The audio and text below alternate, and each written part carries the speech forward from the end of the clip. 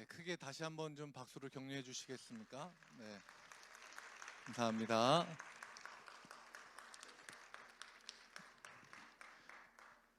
예, 인사하실까요? 예, 손가락 2개 펴시고 흔들면서 인사하겠습니다. 평화. 네. 저녁 예배 나온 모든 성도님들과 그리고 일지역 연합세 모든 장자 1교회 여러분들을 주님의 이름으로 축복합니다. 오늘부터 수요일까지 담임 목사님께서는 오산시 기독교 총연합회 부흥성의 저녁 예배에 계속해서 말씀을 전해 주십니다. 담임 목사님의 사역을 위해서도 계속해서 기도해 주시기 바랍니다. 네. 오늘 하나님께서 우리에게 주신 말씀 함께 보겠습니다. 출애굽기 16장 3절부터 4절까지의 말씀이고요. 다 같이 한 목소리로 함께 읽겠습니다. 시작. 이스라엘 자손이 그들에게 이르되 우리가 애굽 땅에서 고기 가마 곁에 앉아 있던 때와 떡을 배불리 먹던 때에 여호와의 손에 죽었더라면 좋았을 것을 너희가 이 광야로 우리를 인도해 내어 이 온 회중이 주려 죽게 하는도다.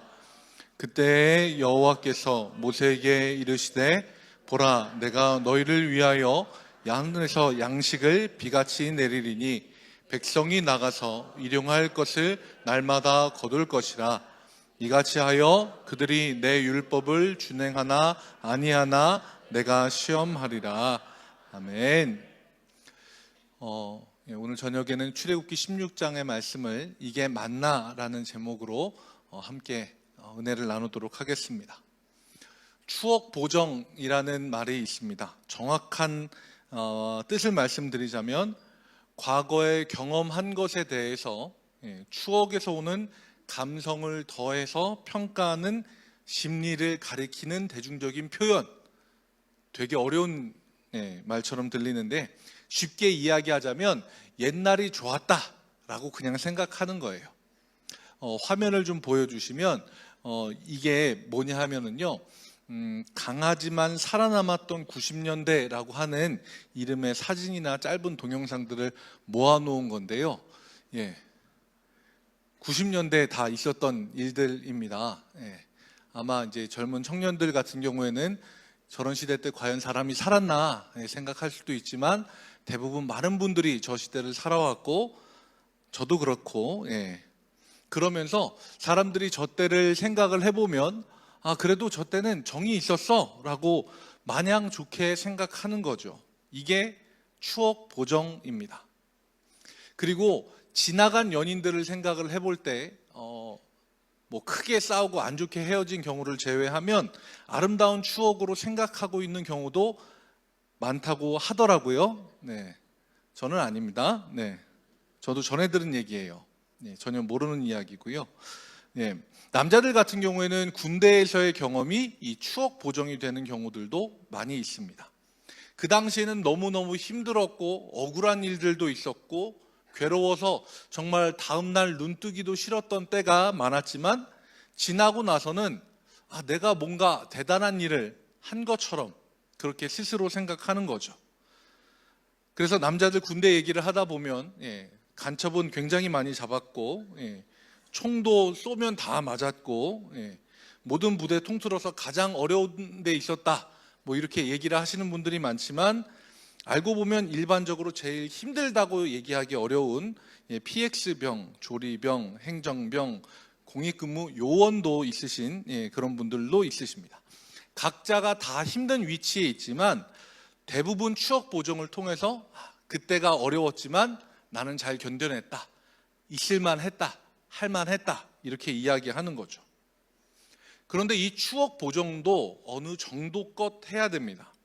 정말 괴롭고 아프고 힘들었던 일들도 추억이라고 하는 이름으로 미화하는 것은 오히려 그 본질을 흐려버리고 왜곡하는 경우가 있습니다.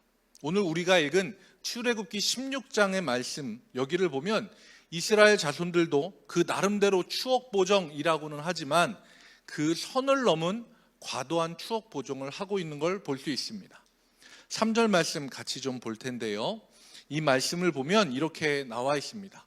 우리가 애굽 땅에서 고기 가마 곁에 앉아 있던 때와 떡을 배불리 먹던 때에 여호와의 손에 죽었더라면 좋았을 것을이라고 이야기하지만 실제로 그들이 겪었던 상황을 보면은요, 출애굽기 2장 23절 말씀에 보면 고된 노동으로 말미암아 탄식하며 부르짖었다. 이게 현실이에요. 그런데 사람들은 돌아보면서 그때가 왠지 더 좋았었던 것 같다라고 그냥 마냥 이야기하는 거죠. 이 정도면 추억 보정이라고 얘기하는 게 아니라 기억이 왜곡되거나 아니면 기억이 아예 상실돼서 새롭게 생각하는 게 아닌가라는 생각이 들 정도입니다. 그런데 그들이 이렇게까지 기억을 왜곡하고 다르게 생각하는, 없던 이야기까지도 만들어서 하는 이유는 뭘까요? 사람은 생각 외로 굉장히 단순합니다. 이스라엘 백성이 다른 이유가 있어서 그랬던 게 아니에요. 배고파서 그랬습니다. 정말로 배고파서 그랬어요. 이 16장에 보면 이 사람들이 애굽을 나온 지 2달째 15일경에 이 일이 일어나거든요. 그 애굽에서 나오면서 온갖 먹을 것들을 싸가지고 나왔지만 45일, 한 달하고 15일이 지나는 동안에 그걸 조금씩 다 까먹은 거예요. 그리고 정말 배가 고파서 굶주림에 견디다 못해 이야기를 하는 겁니다. 사람은 배고프면 예민하기 마련이죠. 그래서 오늘 1교회 1지역 연합셀 모임 하면서 제가 가장 처음 했던 게 뭔지 혹시 아십니까? 네, 우리 1교회 분들은 기억하실 텐데 김밥을 먹인 겁니다. 위대한 영도력의 비결은 잘 먹이는 데서부터 시작한다라는 그런 훌륭한 명언이 있습니다. 예전에 그 스니커즈라고 하는 초코바 광고에서도 비슷한 얘기를 했던 적이 있습니다. 배고플 땐 넌 내가 아니야 라고 이야기하는 거죠. 사실 저만 해도 그렇습니다. 운전하다가 배가 고프면 쉽게 으르렁대고 되게 사나워지고 그런 경향이 있습니다. 그런데 이스라엘 백성들은 많이 배고팠고 굶주렸습니다. 그래서 자기네들 속에서 올라오는 그 불평과 원망들을 끄집어내서 이걸 누군가에게 그것을 쏟아내려고 하는데 그 대상을 잘못 고른 거죠. 원망이라고 하는 것은 그렇습니다. 원망이라고 하는 것에 그 마음의 깊은 곳을 들여다보면요, 나는 피해자다라는 생각이 있습니다. 그리고 내가 피해를 입었으면, 그래서 내가 억울하면 누군가 나에게 가해를 가한 사람, 그 대상을 찾기 마련입니다. 그래서 이스라엘 백성이 대상으로 정한 인물들이 있습니다. 2절 말씀을 함께 보겠습니다. 2절과 3절 말씀을 보면 이렇게 되어 있습니다. 이스라엘 온 회중이 그 광야에서 모세와 아론을 원망하여, 그리고 그들에게 이야기합니다. 너희가 이 광야로 우리를 인도해내서 온 회중이 죽여 죽게 되었다라고 이야기하는 거죠. 모세와 아론이라고 하는 사람들을 가해자로 설정을 하고요, 본인들은 피해자가 되는 겁니다. 원망이라고 하는 것이 우리 마음속에 들어오면요, 끊임없이 가해자, 대상을 찾아 나서기 마련입니다. 이스라엘 백성은 계속해서 모세와 아론, 어떨 때는 모세만, 어떨 때는 아론만 한꺼번에 싸잡아서 원망을 하기도 하고요, 어떨 때는 그들을 인도하신 하나님을 원망의 대상으로 삼기도 합니다. 그런데 이 이야기를 할 때 저는 목회자로서 조금 조심스럽게 접근하고 싶습니다. 모세와 아론을 향한 원망이 결국 하나님을 향한 원망이었다라고 하는 말을 하면 지금도 그렇게 생각하시는 분들이 있으세요. 목회자를 향한 원망이나 불평도 하면 안 되나, 이렇게 연결하는 분들도 있기 때문입니다. 하나님이 택해서 세우신 목회자의 권위를 무시해서도 안 됩니다. 그렇다고 해서 목회자가 하나님과 동일시 되는 것도 굉장히 경계해야 되는 부분입니다. 이 말씀을 통해서 목회자와 하나님이 같다라고 이야기하려는 게 아니라 성급한 원망이 아닌 바로 하나님이 우리에게 주신 은혜를 기억하면 가해자도 피해자도 없다는 겁니다.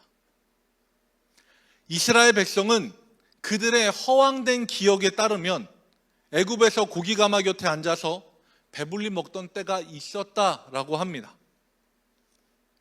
그런데 사실을 보면 그렇지 않죠. 그들은 고통에 몸부림쳤었고 하나님께 구해달라고 끊임없이 부르짖었던 민족이었습니다. 그들이 애굽에서 어떻게 탈출했습니까? 하나님이 10가지 재앙으로 애굽을 벌하셨고 하나님의 권위 앞에 애굽의 왕의 무릎을 꿇리심으로써 이스라엘 백성이 자유를 얻어서 나오게 된 것입니다. 그리고 애굽에서 나와서 광야를 건너오는 동안 어떤 일이 있었습니까? 낮에는 구름기둥, 밤에는 불기둥으로 그들을 인도하셨고 홍해 바다를 가르고 건너시면서 그리고 쫓아오는 애굽 군대를 다시는 보지 못하게 그들을 물로 심판을 하셨고 그리고 바로 우리가 읽은 16장 직전에 15장에서는 마라라고 하는 쓴물도 단물로 바꿔서 이스라엘 백성을 마시게 하시고 살게 하셨던 분이 하나님이십니다.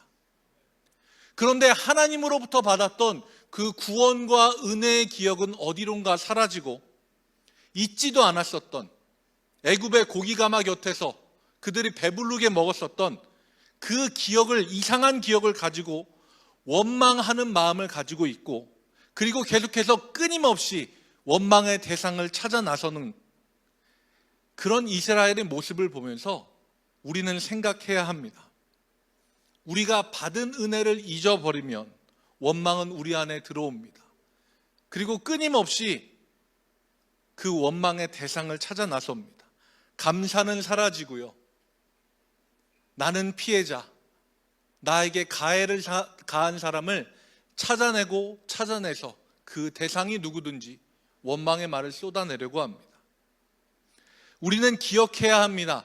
받은 은혜를 기억하면은요, 원망은 사라집니다. 피해자도 없고요, 가해자도 없고 오로지 나를 돌보시는 하나님의 은혜만 있는 줄 믿습니다. 이제 4절 말씀을 함께 보겠습니다. 4절 말씀을 보면 이렇게 말씀이 나옵니다. 보라, 내가 너희를 위하여 하늘에서 양식을 비같이 내리리니 백성이 나가서 일용할 것을 날마다 거둘 것이라. 이같이 하여 그들이 내 율법을 준행하나 아니하나 내가 시험하리라. 이렇게 이야기하십니다. 이 말씀을 언뜻 보면은요, 이스라엘 백성이 하나님을 향해 원망의 이야기를 했고 그 이야기를 하나님이 듣고 그들의 필요를 채워주시는 것처럼 보입니다. 왜냐하면 하나님이 그들이 필요한 음식을 주시잖아요. 그런데 우리는 말씀을 분명히 봐야 됩니다. 착각해서도 안 되고 헷갈려서도 안 됩니다. 이스라엘이 원망하고 하나님을 향해서 하나님을 대상으로 삼아서 하나님이 우리를 가해하셨잖아요. 모세와 아론이 우리를 이곳으로 이끌어내서 우리가 굶어 죽게 생겼잖아요. 이 원망의 이야기를 듣고 하나님이 그들에게 먹을 것을 내려주신 것이 아닙니다. 하나님은 이스라엘 백성에게 만나를 주시는데 분명한 목적을 갖고 주셨습니다. 4절 말씀 후반부를 볼 텐데요, 이렇게 나와 있습니다. 이같이 하여 그들이 내 율법을 준행하나 아니하나 내가 시험하리라. 여기에서 시험한다라고 하는 말은요, 히브리어로 아나센누라고 하는 건데 입증하고 증명한다라고 하는 거예요. 하나님은 이스라엘 백성에게 만나를 줌으로써 그들의 필요도 채워주시지만 그걸 가지고 이스라엘 백성을 시험하시는 겁니다. 그들이 내 율법을 지키나 안 지키나 너희가 입증하고 증명해 봐라 라고 이야기하는 겁니다. 가만히 생각해 보면요, 하나님이 우리의 몸을 지으셨고 우리 자신보다 우리에 대해서 훨씬 더 많이 잘 아십니다. 그래서 우리가 필요한 모든 것을 하나님이 누구보다 잘 아십니다.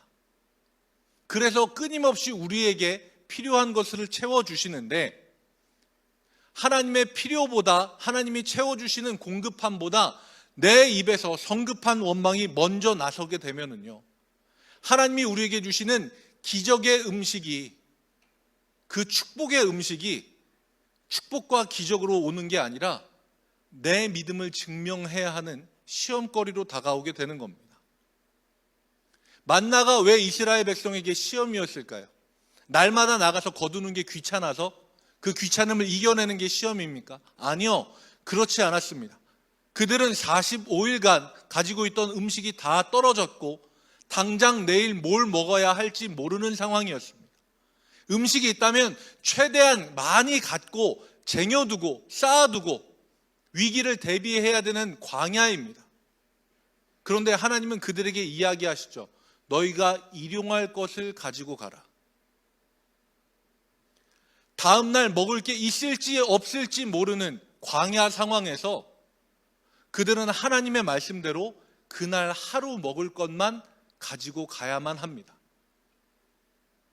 그것이 그들에게 시험이었어요.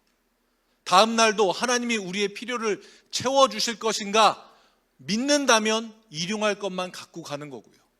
그걸 믿지 못하는 이들도 있어서 더 많이 가지고 갔다가 썩게 되는 일이 생겨납니다.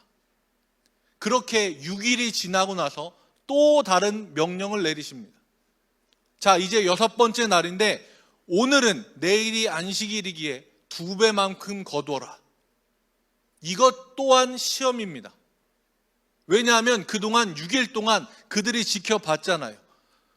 필요한 양보다 더 거두게 되면 썩고 벌레가 나고 냄새가 나서 못 먹게 된다는 사실을 그들은 발견했습니다. 그들의 두 눈으로 봤어요.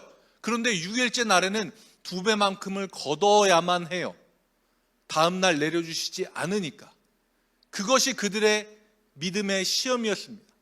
다음 날은 하나님이 너에게 주시지 않고 거두어간 것에서 어떠한 변화도 일어나지 않는다는 그 하나님의 약속을 믿는 것을 그들의 행동으로 보여야만 했습니다. 자기의 욕심과 음식이 없어질지 모른다는 불안감과 그 사이에서 외줄타기 하는 것처럼 불안한 마음으로 하나님이 주시는 기적의 음식을 대하는 것. 그들이 성급한 원망으로 하나님과 모세와 아론을 향해 원망의 이야기를 쏟아놓은 결과는 기적의 음식을 기적으로 하나님의 축복으로 누리지 못하고 시험거리로 바꿔버리는 결과를 맞이하게 됩니다. 성급한 원망이 우리의 눈을 가리게 두지 마십시오. 원망에서부터 눈을 들어서 우리를 돌보시는 하나님을 바라보십시오. 마지막으로 10절 말씀을 함께 보겠습니다. 10절 말씀 다 같이 함께 읽겠습니다. 시작. 아론이 이스라엘 자손의 온 회중에게 말하매 그들이 광야를 바라보니 여호와의 영광이 구름 속에 나타나더라. 아멘. 여호와의 영광이 구름 속에 나타났습니다. 이 구름은 어디에서부터 온 걸까요? 이스라엘 백성이 애굽을 빠져나와서 만나게 된 구름 기둥과 불 기둥. 음식이 없어서 하나님을 향해 원망하던 그곳까지도 그들을 계속해서 인도해온 그 구름 기둥이 여전히 그곳에 있었고 그 가운데서 하나님의 영광이 드러나는 것을 이스라엘 백성들은 그들의 두 눈으로 보게 됩니다. 오늘 말씀의 제목이 이게 만나입니다. 하나님이 이스라엘 백성을 40년간 광야에서 먹이신 기적과 축복의 음식이 만나입니다. 그런데 성급한 원망은 그 기적의 음식을, 그 축복의 음식을 그대로 우리가 먹을 수 있는 게 아니라 하나님 앞에 믿음을 반드시 증명해야만 하는 시험거리로 바꾸었습니다. 하나님은 우리를 돌보시기 원하고 우리에게 복 주시길 원하시는 분이십니다. 원망으로 우리의 눈을 가리지 말고 눈을 들어 우리를 돌보시고 자기 백성을 위해 광야 한가운데서도 풍성하게 먹이시는 하나님의 축복을 마음껏 받아 누리는 주님의 백성들, 장자 1교회 1지역 연합셀과 꿈의 교회 성도님들이 되시길 주님의 이름으로 축복합니다.